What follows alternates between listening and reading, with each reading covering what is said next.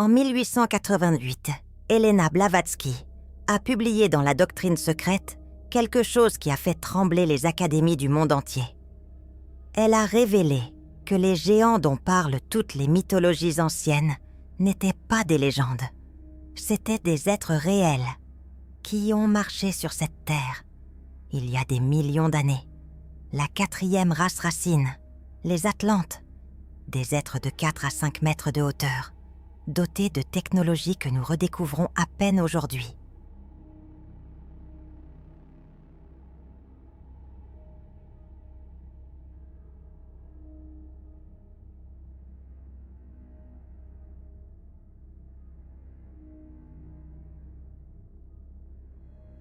Capables de manipuler la matière par la pensée, de voyager entre les dimensions, de communiquer avec d'autres mondes. Mais leur civilisation est tombée dans un cataclysme qui a englouti un continent entier sous l'océan, l'Atlantide. Pas un mythe de Platon, une réalité historique, documentée dans les registres akashiques, que Helena a lu et qu'elle a osé révéler, contre l'avis des académiciens, contre le dogme religieux, au risque de sa réputation.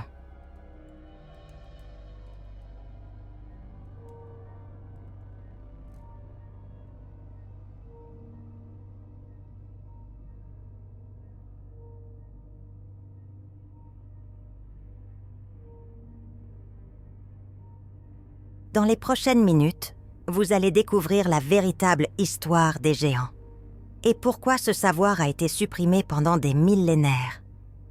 Avez-vous déjà ressenti, en regardant les pyramides, les mégalithes, les structures cyclopéennes, qu'elles n'ont pas pu être construites par des humains ordinaires? Cette intuition n'est pas fausse. Ces monuments sont les vestiges d'une civilisation de géants, les Atlantes, qui possédaient des capacités que nous avons perdues, une science spirituelle.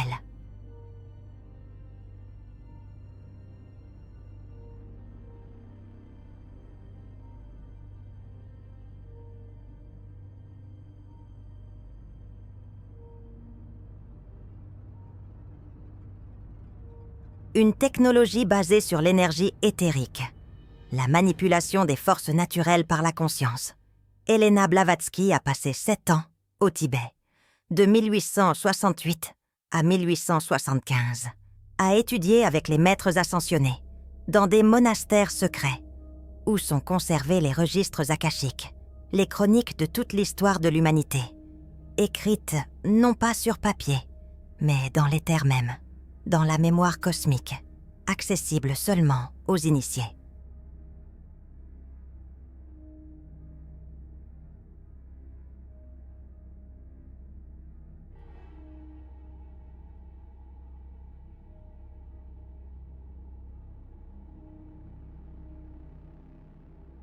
Et ce qu'elle y a découvert a bouleversé tout ce qu'elle croyait savoir sur l'histoire humaine. Octobre 1870, monastère de Shigatse, Tibet oriental. Helena est assise dans une salle souterraine. Devant elle, le maître Kut Humi. Il lui montre comment accéder aux registres akashiques. « Ferme les yeux », dit-il. « Élève ta conscience au-delà du mental. Entre dans le silence absolu. Et demande à voir, demande à connaître. Les portes s'ouvriront. » Helena suit les instructions. Elle ferme les yeux.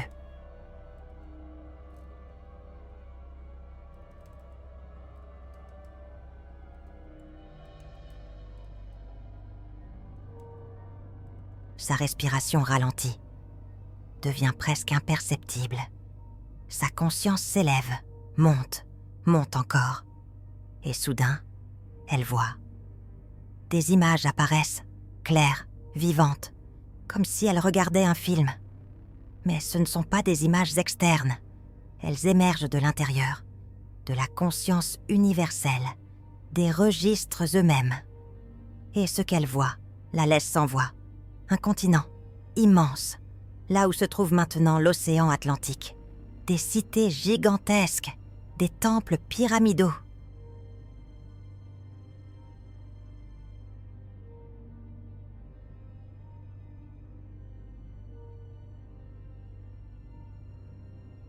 des cristaux géants générant de l'énergie, et des êtres, grands, très grands, 4 à 5 mètres, certains même plus, marchant dans ces cités, vivant, créant, enseignant, les Atlantes. Kut-Umi parle pendant qu'Elena observe. « Ce que tu vois, dit-il, est la 4e race racine, les Atlantes. Ils ont dominé cette planète pendant des millions d'années, de moins 800 000 ans avant notre ère, jusqu'à environ 12 000 ans.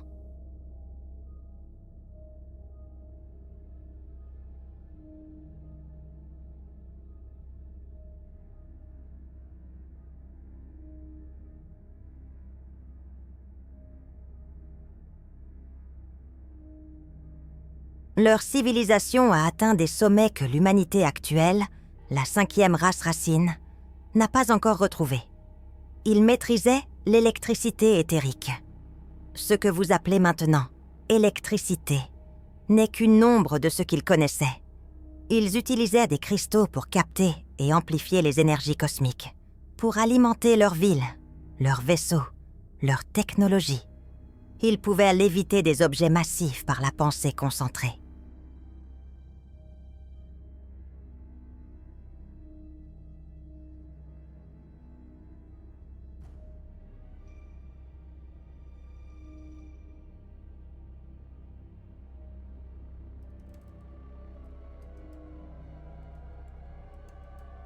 C'est ainsi qu'ils ont construit les structures mégalithiques que tu vois encore aujourd'hui. Les pyramides d'Égypte, de Gizeh, construites bien avant la civilisation égyptienne que connaît ton époque, par les derniers Atlantes, après la chute du continent. Elena voit défiler devant elle des scènes extraordinaires, des Atlantes utilisant des dispositifs cristallins pour communiquer instantanément à travers de grandes distances. Des prêtres manipulant des énergies lumineuses pour guérir.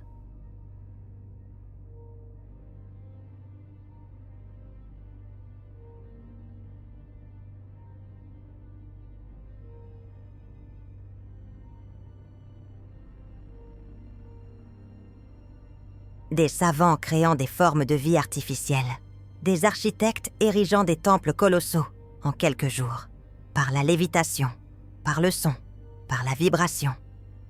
Mais elle voit aussi quelque chose d'autre, une corruption progressive, un orgueil grandissant, une utilisation détournée du pouvoir. Kut-Umi continue. Au sommet de leur civilisation, les Atlantes ont commis une erreur fatale. Ils ont séparé la science de la spiritualité.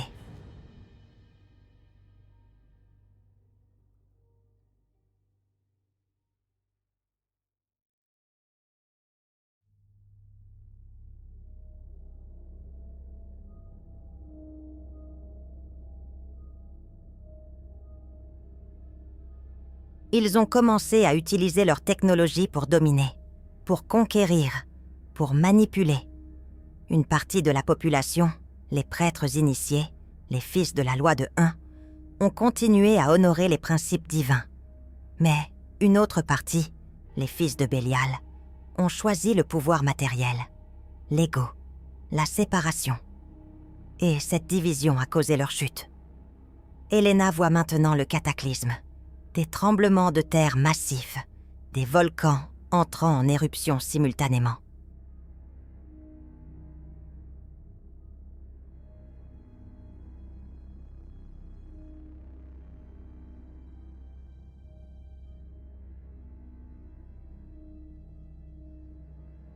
Des vagues géantes, hautes de centaines de mètres, engloutissant les cités. Le continent se fracturant, s'enfonçant dans l'océan. En quelques jours, des millions de personnes périssent. Seule une petite fraction survit. Les initiés, ceux qui avaient été avertis, qui avaient préparé des navires, qui se sont dispersés.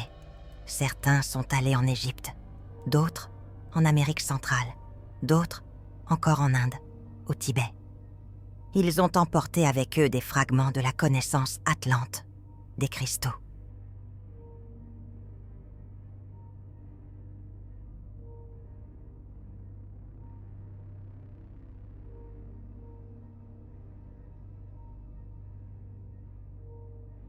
des manuscrits, des artefacts, et ils ont fondé de nouvelles civilisations, enseignant aux peuples primitifs l'agriculture, l'astronomie, les mathématiques, l'architecture. C'est pour cela que toutes les civilisations anciennes parlent de Dieu venu de la mer, d'instructeurs divins. Ce n'étaient pas des dieux, c'étaient des Atlantes survivants, les derniers géants, transmettant ce qui restait de leur savoir. Mais pourquoi étaient-ils si grands? Elena pose la question à Kuthumi. Il répond.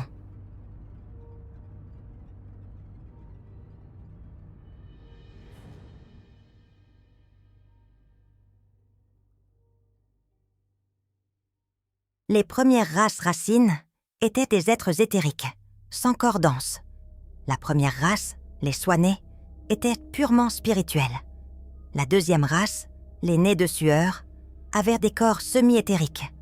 La troisième race, les Lémuriens, ont été les premiers à avoir des corps physiques denses.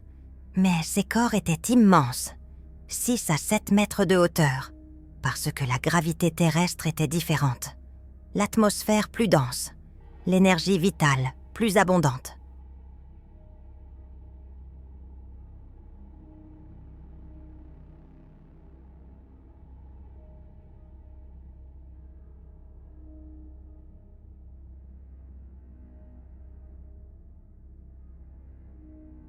Les Lémuriens vivaient sur un continent dans l'océan Pacifique, appelé Mu ou Lémurie. Ils ont existé de moins 18 millions d'années jusqu'à environ 800 000 ans. Puis leur continent aussi a sombré, dans un autre cataclysme. Et de leurs survivants est née la 4e race, les Atlantes, légèrement plus petits, 4 à 5 mâles léments, mais toujours des géants par rapport à vous. La 5e race, les Ariens, votre race actuelle, a émergé il y a environ 1 million d'années.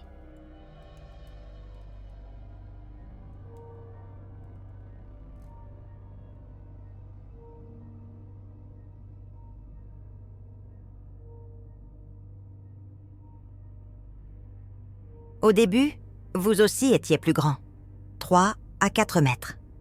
Mais progressivement, à mesure que la densité matérielle augmentait, que la connexion spirituelle diminuait, la taille a réduit, jusqu'à atteindre la taille actuelle, 1,60 m à 2 mètres.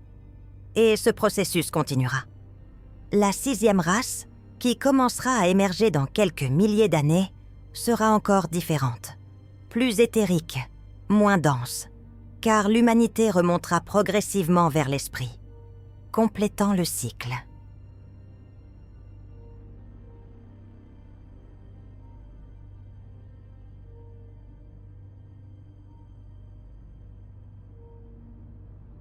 Les 7 races racines sont un voyage, de l'esprit dans la matière, et de la matière vers l'esprit. L'Atlantide représentait le point le plus bas, la densité maximale. Maintenant, vous remontez. Elena ouvre les yeux. Elle est bouleversée. Tout ce qu'on lui a enseigné à l'école, à l'église, sur l'histoire de l'humanité, c'était faux, incomplet. L'histoire officielle ne remonte que quelques milliers d'années. Sumer, Égypte, la Grèce.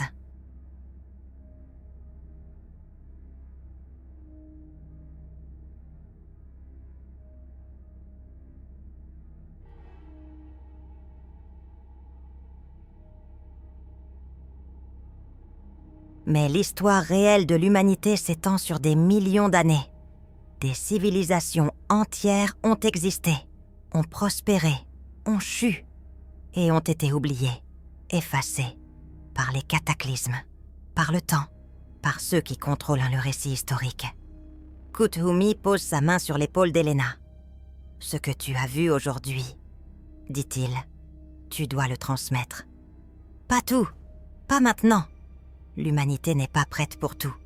Mais tu dois révéler l'existence des races racines, des géants de l'Atlantide. »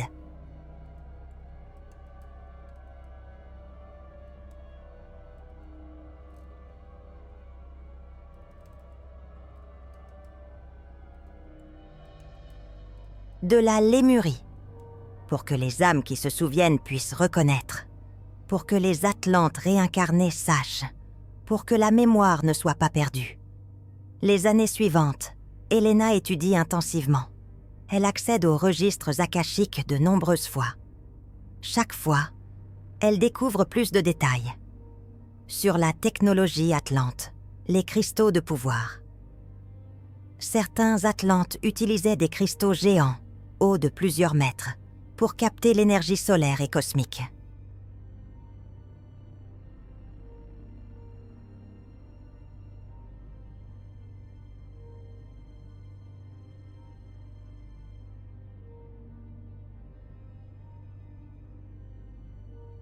Ces cristaux, taillés selon des angles précis, amplifiaient l'énergie des milliers de fois, créant ce qu'ils appelaient le feu vivant, une énergie pure, inépuisable, qui alimentait tout, les villes, les temples, les véhicules aériens. Oui, les Atlantes volaient, pas avec des machines à combustion, mais avec des vaisseaux antigravitationnels, utilisant la même force que la Terre utilise pour tenir la Lune en orbite, mais maîtrisés, contrôlés, dirigés.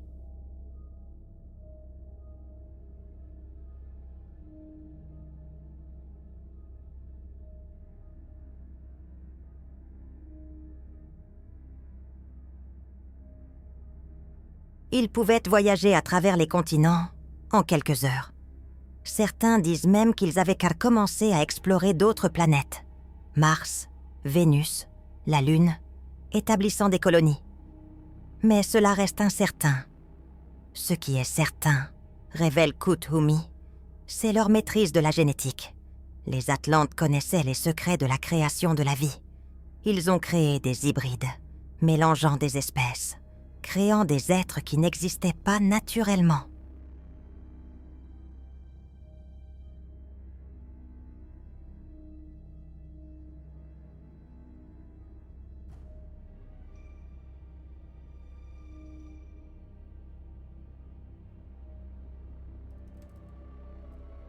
C'est de là que viennent les mythes sur les créatures fantastiques, les centaures, les minotaures, les sphinx. Ce n'étaient mais pas des mythes, c'étaient des créations atlantes, des expériences génétiques qui ont mal tourné, créant des êtres instables, dangereux. Et c'est l'une des raisons de leur chute. Ils ont joué aux dieux, ils ont manipulé la création, sans respect, sans sagesse. Et les forces cosmiques ont réagi, rétablissant l'équilibre par le cataclysme.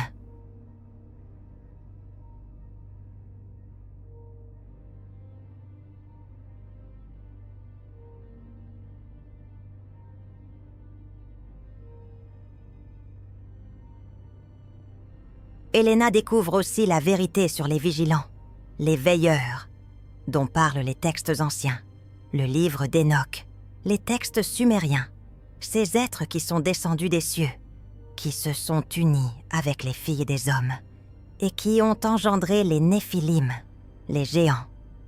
Kuthumi explique, les vigilants étaient des êtres d'une évolution supérieure, pas des anges au sens religieux, mais des entités de plans dimensionnels plus élevés qui ont choisi de s'incarner sur Terre.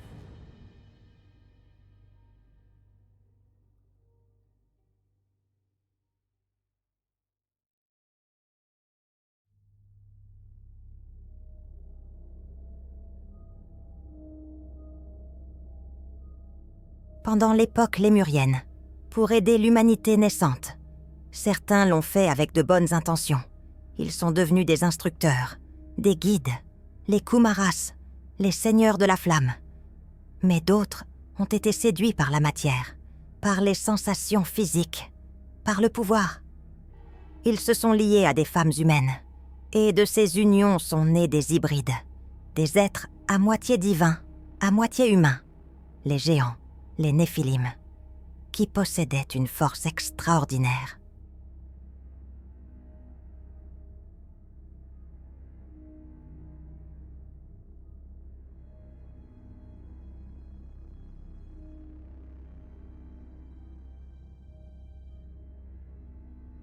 des capacités psychiques, mais aussi un ego démesuré, une tendance à la violence. C'est eux qui ont dominé pendant l'ère Atlante, créant des lignées de rois prêtres, de dynasties géantes. Certaines de ces lignées ont survécu jusqu'à l'époque historique. Les Anakim, les Réphaïm, les géants dont parle la Bible, Goliath, les géants que David a combattus. Ce n'étaient pas des métaphores, c'étaient les derniers descendants des Atlantes, des Néphilim.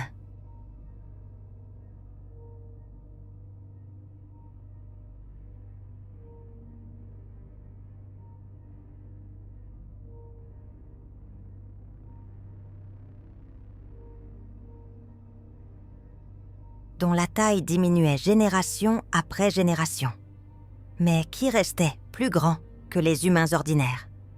En 1888, Helena publie tout cela dans La doctrine secrète, 2 volumes massifs, plus de 1500 pages, détaillant l'histoire secrète de l'humanité, les 7 races racines, l'évolution cosmique, la chute et la remontée. Les académiciens la ridiculisent.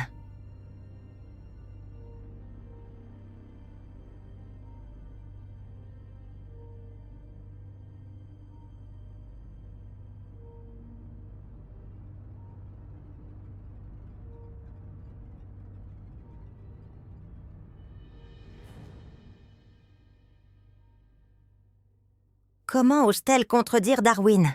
Contredire la Bible? Prétendre que l'humanité existe depuis des millions d'années?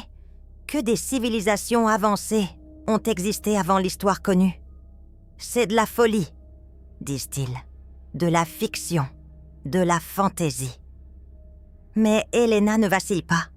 Elle sait ce qu'elle a vu, ce qui lui a été transmis. Et elle sait aussi pourquoi ce savoir dérange tant. Parce qu'il révèle que l'histoire officielle est une fabrication.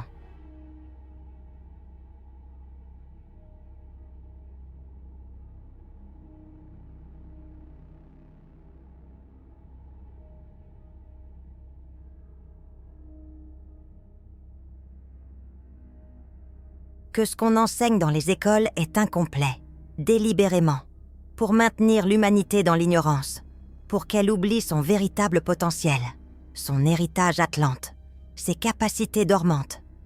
Mais certains reconnaissent pour la vérité. Des scientifiques marginaux, des mystiques, des chercheurs indépendants. Ils commencent à trouver des preuves, des squelettes de géants découverts en Amérique du Nord, dans les tumulus, des squelettes de 2 à 3 mètres.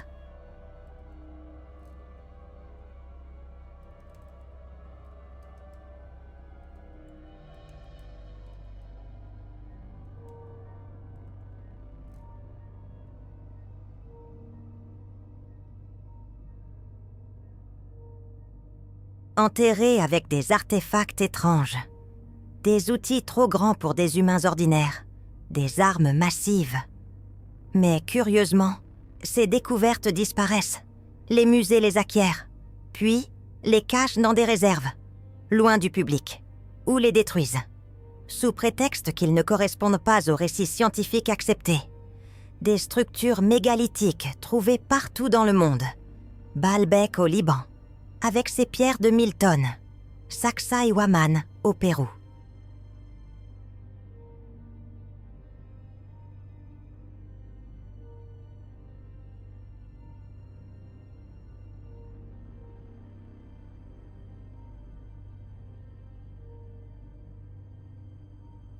Avec ses blocs de plusieurs centaines de tonnes, ajustés avec une précision millimétrique, sans mortier.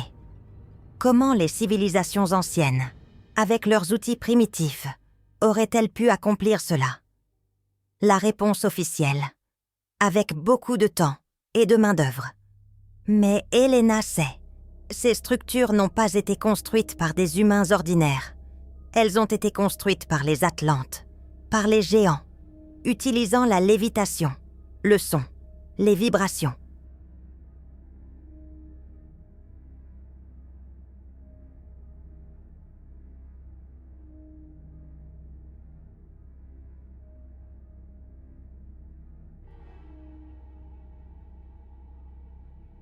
Des technologies que nous commençons à peine à redécouvrir.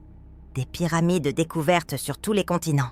Pas seulement en Égypte, mais en Amérique centrale, en Amérique du Sud, en Chine, en Bosnie, même sous les océans. Des structures pyramidales submergées, au large du Japon, de Cuba, des Bahamas, vestiges de civilisations englouties, de l'Atlantide, de la Lémurie.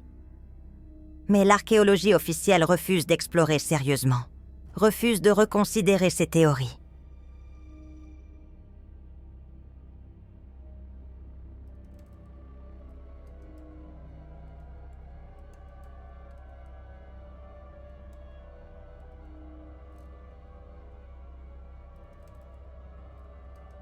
Parce que cela remettrait en question tout le paradigme, toute la chronologie acceptée.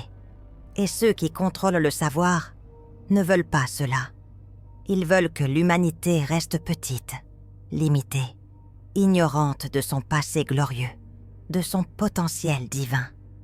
Parce qu'une humanité qui se souvient devient dangereuse, incontrôlable, souveraine.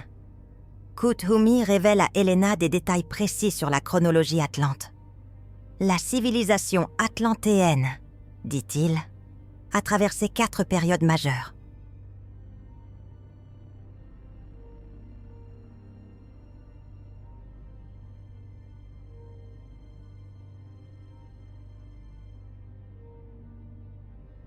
La première période, de moins 800 000 ans jusqu'à moins 200 000 ans, était l'âge d'or.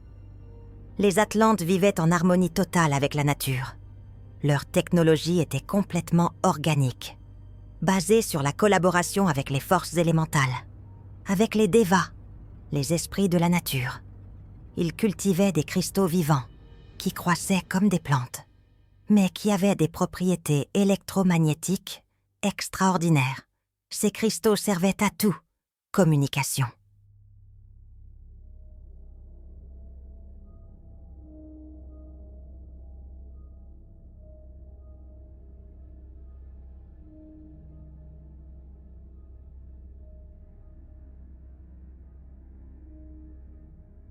Guérison, transport d'énergie, même voyage interdimensionnel. Ils construisèrent leur temple en alignement parfait avec les étoiles, avec les lignes telluiques de la Terre, créant des vortex d'énergie, des portails, où la barrière entre les dimensions était plus fine. La deuxième période, de moins 200 000 ans jusqu'à moins 100 000 ans, fut l'âge de l'expansion. Les Atlantes ont commencé à explorer, à coloniser d'autres terres. Ils ont établi des avant-postes partout dans le monde.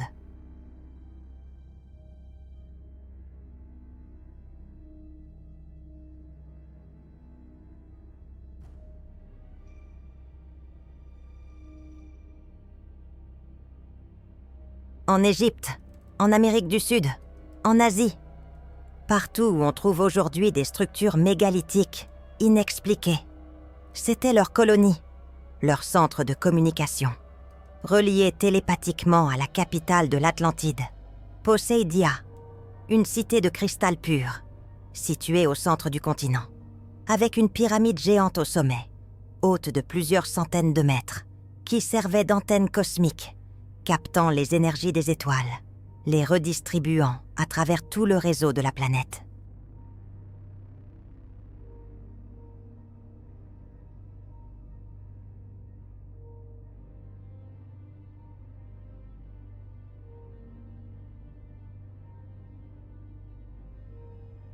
Pendant cette période, les Atlantes ont aussi commencé à expérimenter avec la manipulation génétique, créant d'abord des hybrides végétaux, puis animaux, créant des espèces qui n'existaient pas, certaines utiles, d'autres monstrueuses. C'est ici que les premières graines de la chute ont été plantées. L'orgueil, le sentiment qu'ils pouvaient améliorer la création. La troisième période, de moins 100 000 ans jusqu'à moins 50 000 ans, marque le début de la décadence.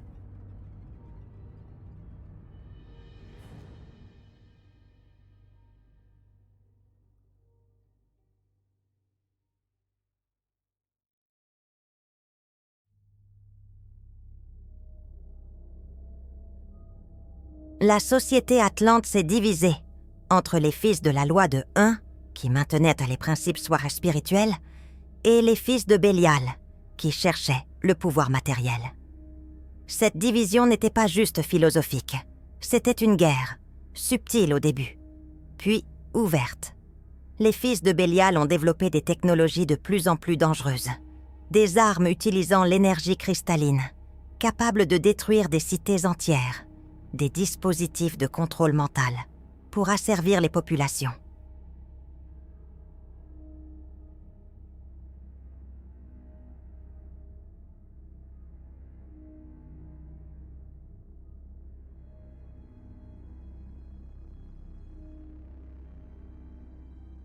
Ils ont créé une classe d'êtres artificiels, des robots biologiques, des esclaves génétiquement modifiés, sans âme, sans conscience, juste pour servir.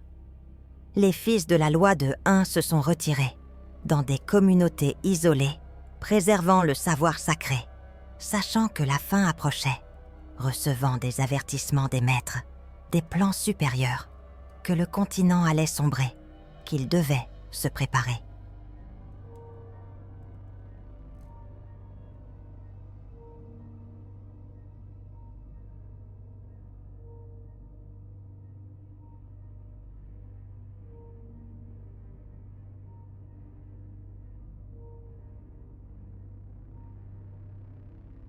La 4e période, de moins 50 000 ans jusqu'à moins 12 000 ans, fut l'âge du cataclysme. Les guerres entre les deux factions sont devenues de plus en plus destructrices.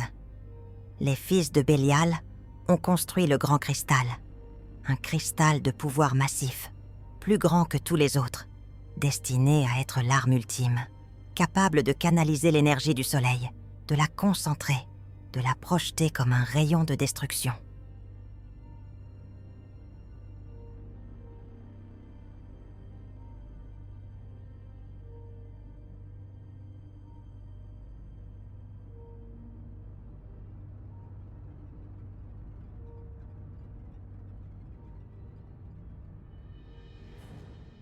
Mais les prêtres scientifiques qui l'ont construit ont fait une erreur fatale. Ils ont mal calibré le cristal.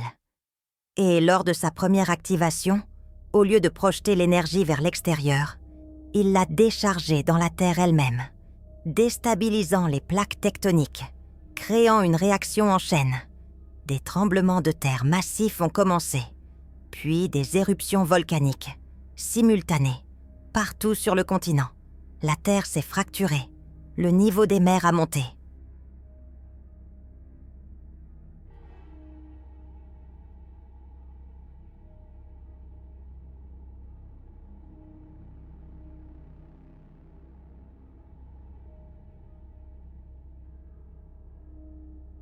En quelques jours, le continent entier s'est enfoncé. Des millions de personnes sont mortes. Seuls quelques milliers ont survécu. Ceux qui avaient écouté les avertissements, qui avaient construit des navires, qui s'étaient préparés. Ces survivants se sont dispersés, emportant ce qu'ils pouvaient de la connaissance atlante. Certains sont allés en Égypte, où ils ont construit la grande pyramide de Gizeh, pas comme tombeau, mais comme réplique miniature du grand temple de Poséidia.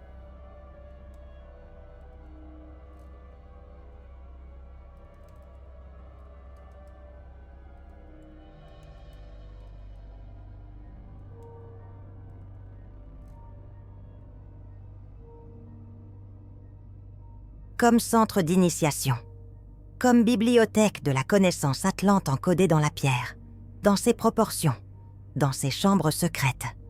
D'autres sont allés en Amérique centrale, où ils ont fondé les civilisations mayas et aztèques, enseignant l'astronomie, le calendrier, les mathématiques avancées, les pyramides à degrés. D'autres encore sont partis vers l'Inde, le Tibet, où ils ont transmis aux brahmanes et aux lamas les enseignements sur les cycles cosmiques, sur les yugas.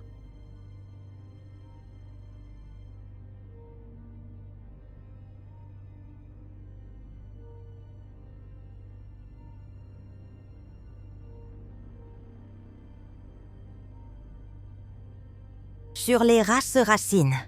Ces survivants atlantes sont devenus les dieux des mythologies. Osiris en Égypte, Quetzalcoatl en Amérique, Viracocha au Pérou, Shiva en Inde. Pas des dieux, des Atlantes, apportant la civilisation au peuple primitif post-cataclysme. Kuthumi révèle à Helena un dernier secret, crucial. Les Atlantes ne sont pas tous morts. Certains ont survécu, non pas physiquement, mais leurs âmes. Les âmes des Atlantes se réincarnent, encore et encore.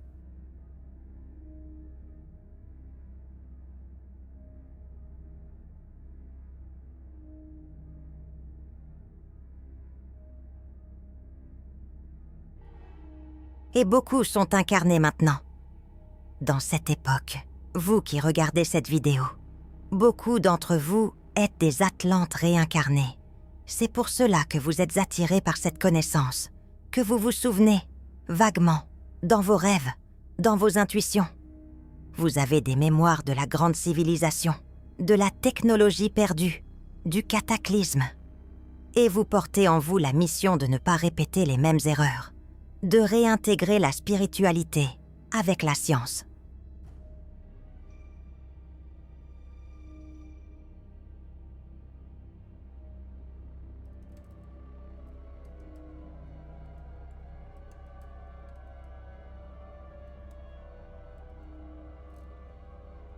De ne pas séparer le pouvoir de la sagesse, la technologie de l'éthique. C'est votre défi, votre épreuve, dans cette incarnation. Comment savoir si vous êtes un Atlante réincarné? Voici les signes. Vous avez une fascination inexplicable pour les cristaux, pour les pyramides, pour les civilisations anciennes. Vous ressentez une nostalgie profonde en regardant l'océan. Comme si vous aviez perdu quelque chose là-bas. Vous avez des rêves récurrents de cataclysmes, de vagues géantes.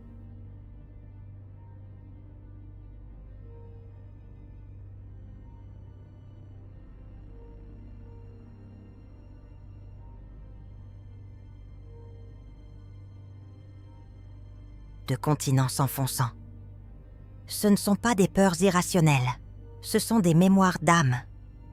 Vous avez des capacités techniques naturelles, une compréhension intuitive de la technologie, de l'ingénierie, de l'énergie. Comme si vous vous souveniez de quelque chose d'ancien. Vous ressentez une responsabilité profonde envers la planète, un besoin de protéger, de préserver, de ne pas répéter les erreurs du passé.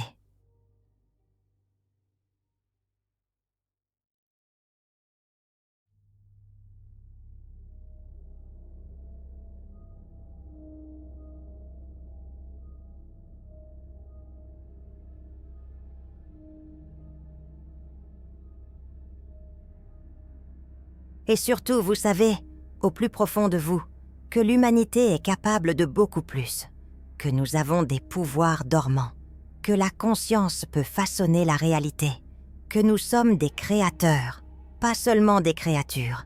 Si vous avez au moins 4 de ces signes, vous êtes probablement un Atlante réincarné. Et votre mission, dans cette vie, est double. Première partie, vous souvenir. Accéder à vos mémoires akashiques, récupérer la sagesse que vous portiez.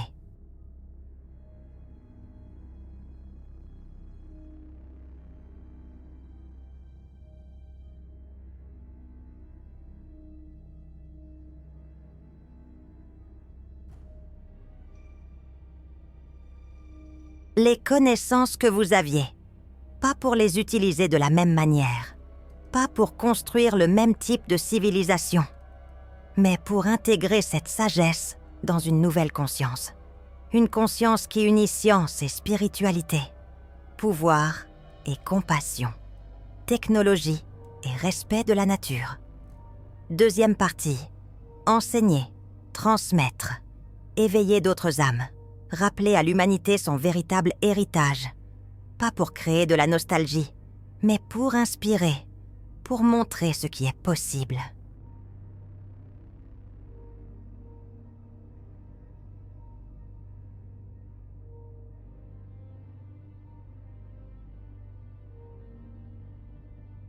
pour préparer la 6e race, la prochaine évolution, qui commencera bientôt. Helena a accompli sa mission. Elle a révélé les secrets des Atlantes, malgré les moqueries, malgré les attaques, malgré le prix personnel qu'elle a payé. Et maintenant, plus d'1 siècle plus tard, ces révélations sont en train d'être validées. Lentement, progressivement. Des scientifiques découvrent des preuves de catastrophe globale, il y a 12 000 ans. L'extinction de masse.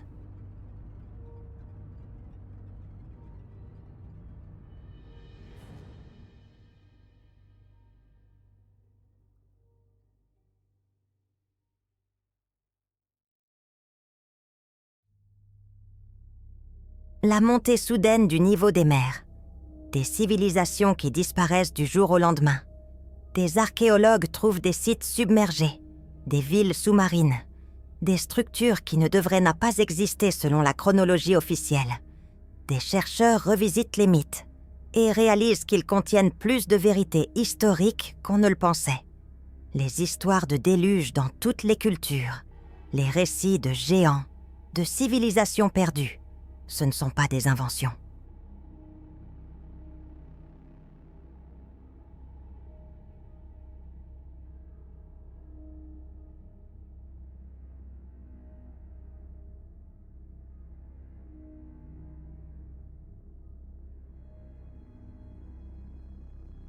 Ce sont des mémoires, transmises oralement, déformées par le temps, mais basées sur des événements réels. Vous sentez cette chaîne dorée qui relie tous les Atlantes réincarnés à travers le monde? YouTube a créé ce petit cœur doré en dessous, le Super Thanks. Quand vous offrez un Super Thanks, vous ne payez pas pour du contenu. Vous honorez la mémoire de l'Atlantide. Vous dites « Je me souviens, je reconnais, je fais partie de ceux qui portent cet héritage ».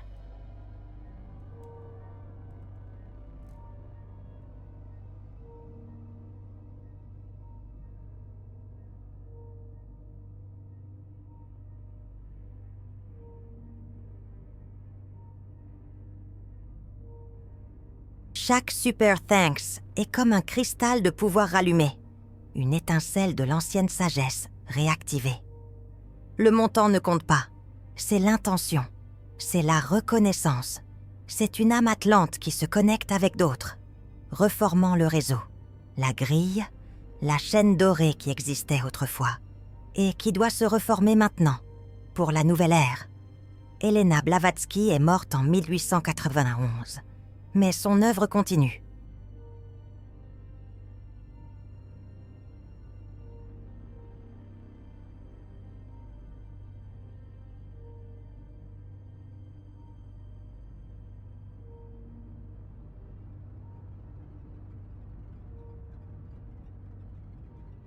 La doctrine secrète reste l'un des livres les plus importants jamais écrits sur l'histoire secrète de l'humanité. Il a inspiré des générations de chercheurs, de mystiques, de scientifiques, visionnaires, qui osent questionner, explorer, chercher au-delà des limites acceptées. Et si vous êtes ici, si vous avez regardé cette vidéo jusqu'au bout, c'est parce que vous faites partie de cette lignée. Vous êtes un chercheur de vérité, un porteur de mémoire, un pont entre l'ancien et le nouveau.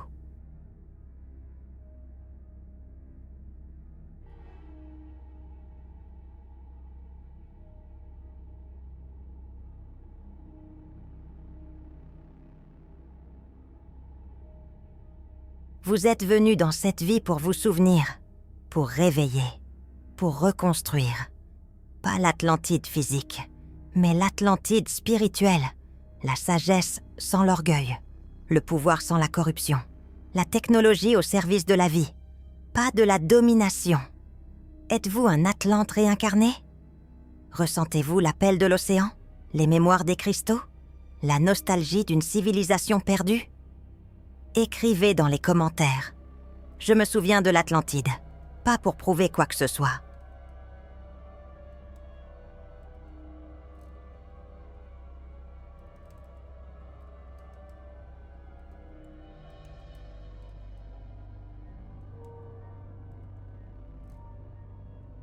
mais pour vous connecter avec d'autres qui portent la même mémoire, la même mission, la même responsabilité sacrée, de ne jamais oublier et de ne jamais répéter.